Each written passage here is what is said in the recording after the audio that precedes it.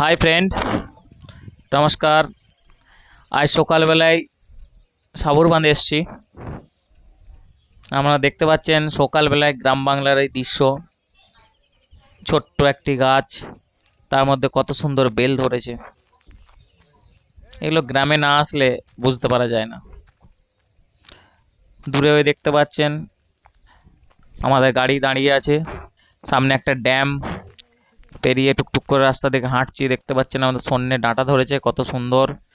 গ্রামের মানুষ খায় না, ওই জন্য গাছগুলোতে ডাঁটা এখনো রয়েছে, শহরে হয়তো থাকতো না। দূরে দেখুন পলাশ ফুল, একটি কুল গাছ, কত সুন্দর। কুল হয়তো শেষ হয়ে গেছে, দেখছি না, নাই, শেষ হয়ে গেছে। আমরা গ্রামের মেঠো রাস্তা থেকে হাঁটছি, দেখুন একটি সাপ শুয়ে আছে, বিষধর নয়, একটি ঢোঁড়া সাপ। তার কাছে গেলাম, কাছে যেতে তাই সাপটি চলে গেল। আপনারা দেখতে পাচ্ছেন সামনের দিকে সবাই হাঁটছে। আজকে আমরা এসেছিলাম একটু আমার বন্ধু বান্ধব মিলেই। দেখুন সামনে আছে, সবাই মিলে হাঁটছে ফাঁকা মাঠ দিকে, কত সুন্দর। এই যে দৃশ্য মনোরম, এটা একমাত্র গ্রামেই পাওয়া যায়।